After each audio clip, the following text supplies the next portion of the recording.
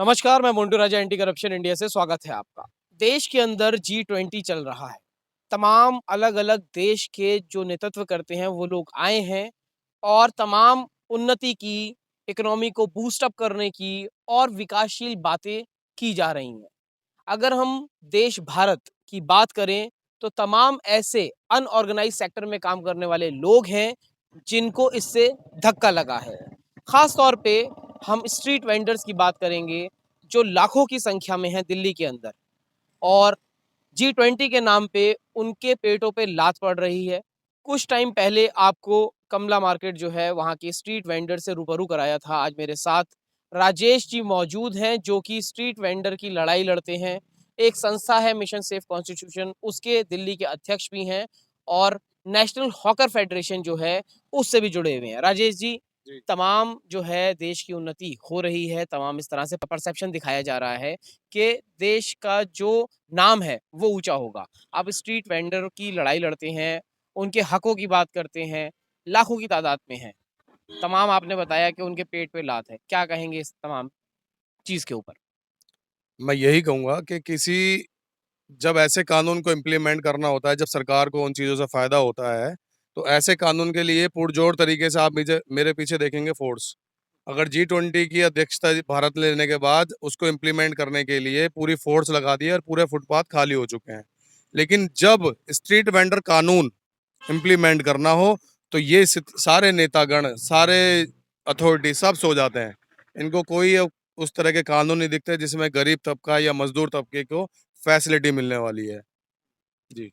तो इसका हल क्या है? तमाम बार देखा है कि अमूमन जो हमारी बात होती है लोगों से वो ये कहते हैं कि भई जो पुलिस है या जो एमसीडी है वो पैसा भी लेती है, गलत तौर पे उगाही भी करती है, उसके बाद भी वो अपना पेट नहीं पाल पा रहे हैं। जबकि प्रधानमंत्री कहते हैं कि अपना स्वरोज़गार करो, खुद रोज़गार देने वाले बनो।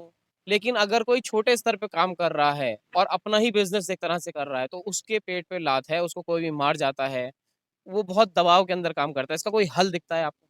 बात ऐसी है ना, जिनको उनकी सुरक्षा ये वो वाला खेल है, एक बिल्ली से मतलब दूध की रक्षा कराने वाला खेल है। जिन अथॉरिटियों को ज़िम्मेवारी दी है उनको उसके लिए कानून को इम्प्लीमेंट करने की या उनकी सुरक्षा करने की, वो ही एजेंसियाँ उनका उत्पीड़न कर रही है, दिन-रात उनका खून चूस रही है। अब वो कैसे? कि जो भी फुटपाथ पे दुकान लगती है, वो इनकी सहमति से लगती हैं। बहुत से लोग ऐसे हैं जो पुराने हैं, लेकिन जो नए हैं बेचारे बेरोजगार हैं, अगर वो दुकान लगाते भी हैं तो उनसे पैसा वसूला जाता है।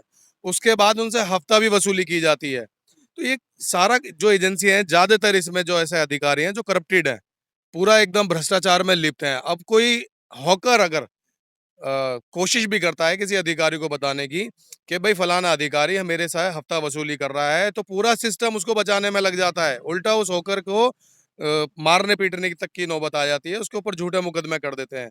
तो उसका मनोबल कैसे बढ़ेगा? तो कानून जो बना हुआ है वो इम्प्लीमेंट नहीं होता है इस चीज़ के ऊपर। ऐसा है ना, मैं वही बोल रहा हूँ ना, जब भ्रष्टाचार इतना बड़ा है, कानून को इम्प्लीमेंट करेंगे तो सारी जो दाल रोटी चल रही है, जो भ्रष्ट अधिकारी है उनकी दाल रोटी कैसे चलेगी? इसका तोड़ क्या है? इसका तोड़ ये है, मैंने पहले भी कई वीडियो के माध्यम से बताया है कि आप ऐसी ऑर्गेनाइजेशन जो नेशनल हॉकर फेडरेशन एक ऐसी ऑर्गेनाइजेशन है, पूरी ईमानदारी से देश भर में काम कर रही है। आप ऑर्गेनाइजेशन से जुड़ेंगे, आपको फ्री ऑफ कॉस्ट जो भी लीगल हेल्प है, लीगल सहायता है, वो आपको मिलेगी। और जो भी पुलिस अधिकारी आपको आपको उत्पीड़न करता है या एमसीडी का कर्मचारी उत्पीड़न करता है या तमाम कोई भी दबंग बंदा, आप ये अपनी ऑर्गेनाइजेशन को बताइए, वो ऑर्गेनाइजेशन आपका सारा लीगल हेल्प करेगी। और जो भी चाहे वो पुलिसकर्मी हो ऐसा, चाहे वो म्युनिसिपल कॉर्पोरेशन का बंदा हो, उन सबको जेल भिजवाने का काम करेगी।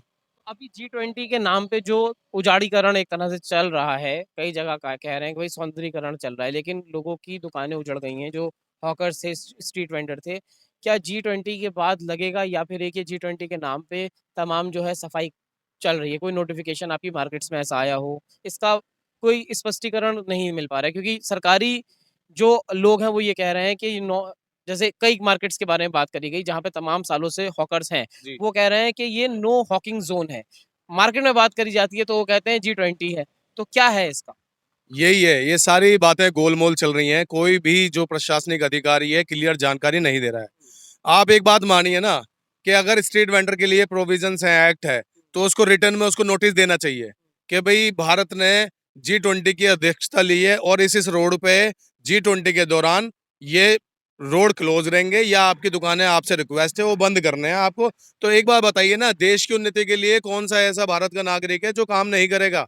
लेकिन ये G20 की आड़ में अभी कमला नगर का एग्जाम्पल ले लें, तो हमारे को इन्फॉर्मेशन मिली है वहां से कि वहां पे G20 के नाम के नहीं, वहां तो बोल रहे हैं कि वो वेंडिंग जोन ही नहीं है। अब लेकिन बहुत से होकर भ्रम में है, वो सोच रहे हैं कि G20 के बाद लग जाएगी। लेकिन मैं क्लियर कट बता देना चाहता हूँ, हमारी किसी तरीके से वहां पे जानकारी प्राप्त हुई है डीसी के माध्यम से ही कि जो कमला नगर का क्षेत्र है, ये बंगलो रोड हुआ, ये स्पार्क मॉल हुआ, कोल्हापुर रोड हुआ, ये सारा जोन नो हॉकिंग जोन बताया जा रहा है, नो वेंडिंग जोन बताया जा रहा है। और उनसे अनुरोध है कि जितने भी वहां के वेंडर हैं वो देरी ना करें, वो तुरंत संज्ञान लें, लीगल हेल्प लें।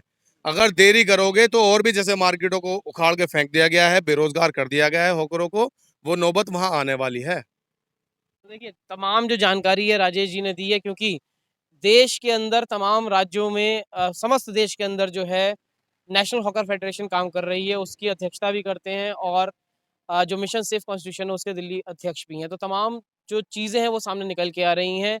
अब हॉकर को भ्रमित किया जा रहा है G20 के नाम पे, क्या G20 के बाद उनकी दुकानें लगेंगी या नहीं लगेंगी, ये अब तक जो है डिलेमा है। मैं बस ये एक बात क्वेश्चन मार्क है। एक बात मैं कहना चाहूंगा।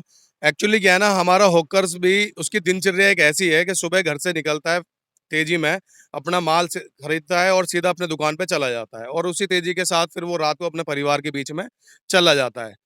एक्चुअली जो कानून को इम्प्लीमेंट करने की जिम्मेवारी है वो एजेंसी की होती है, और हर एक भारतीय नागरिक के अधिकारों की रक्षा करना या उसके अधिकारों को बारे में जानकारी देना, ये सारी जो जिम्मेवारी अथॉरिटी की होती है। एक पुलिस कर्मचारी जो है एक रिक्शे वाले के भी अधिकारों का प्रोटेक्ट करेगा, क्यों? क्योंकि वो उस लेवल की पढ़ाई करके आया है। हमारे बहुत से ऐसे, क्योंकि ये कृषि प्रधान देश बताया जाता है, मजदूरों का देश है, यहाँ सभी वर्ग के लोग रहते हैं, तो ये पढ़ लिख के लोग जितने आईएएस आईपीएस बनते हैं वो इसलिए तो आते हैं कि भैया कि इनके अधिकारों की रक्षा हम करेंगे। एक गांव देहात में कृषि करने वाले किसान के अधिकार बताओ किसको पता होंगे? उसको पता होंगे, उसको ये पता होगा कि मुझे अनाज कैसे क्या करना है। हालांकि अब चीजों में बदलाव आ रहा है, धीरे धीरे समझ रहे हैं, लेकिन ये आईएएस आईपीएस इसलिए तो बनते हैं कि जो इनको संवैधानिक अधिकार मिले हुए हैं उन संवैधानिक अधिकार से वंचित ना हो जाए, ये हमारी जिम्मेवारी लगी हुई है। तो मैं आपके माध्यम से मैसेज देना चाहता हूँ, ऐसा ही यहाँ पे स्ट्रीट वेंडर हैं जो लोग जुड़े हुए नहीं हैं, मैं आपको इस चैनल के माध्यम से, एंटी करप्शन इंडिया के माध्यम से, मैं अपना आपको कॉन्टैक्ट नंबर दे देता हूँ। आप नंबर लिख लीजिए, नंबर है 9999145286। मैं एक बार रिपीट कर देता हूँ, 9999145286। राजेश मेरा नाम है, नेशनल हॉकर फेडरेशन का प्रतिनिधि हूँ। हमारे ऑल इंडिया के जनरल सेक्रेटरी शक्तिमान घोष, जो पूरे एडमिनिस्ट्रेशन में, पूरे भारत सरकार में हमारे रेडी पटरी फुटपाथ विक्रेताओं का मुद्दा उठाते हैं और उनके लिए बढ़िया बढ़िया चीजें ऊपर से इम्प्लीमेंट कराते हैं। लेकिन जब तक हॉकर को अपने अधिकार नहीं पता होंगे, वो जुड़ा नहीं होगा, तो हम उसकी सुरक्षा, उनके अधिकारों की सुरक्षा नहीं कर सकते हैं। तो जितने भी हॉकर्स भाई हैं, या ये एक आम नागरिक भी जो हॉकर से सामान लेता है, इस वीडियो को ज्यादा से ज्यादा शेयर कीजिएगा ताकि तमाम जो हमारे हॉकर हैं वो बच पाएं, और जो भी अधिकारी उनका उत्पीड़न करेगा, मैं खुद इस बात की मतलब जिम्मेवारी लेता हूं कि जो भी अधिकारी मार पिटाई करेगा या जुल्म करेगा या भ्रष्टाचार करेगा, उसको जेल में भिजवाने का काम हम करेंगे। तो तमाम जो बातचीत है, जो जानकारी है, वो राजेश जी जो थे उन्होंने दी है। इस पूरी चर्चा पे क्या सोचते हैं जो हॉकर्स हैं, वो अपनी समस्याएँ जो आती हैं वो भी कमेंट के माध्यम से हमसे साझा कर सकते हैं। इस पूरी चर्चा पे क्या सोचते हैं, कमेंट द्वारा राय साझा करें। अगली अपडेट के साथ आपके सामने फिर प्रस्तुत होंगे। नमस्कार।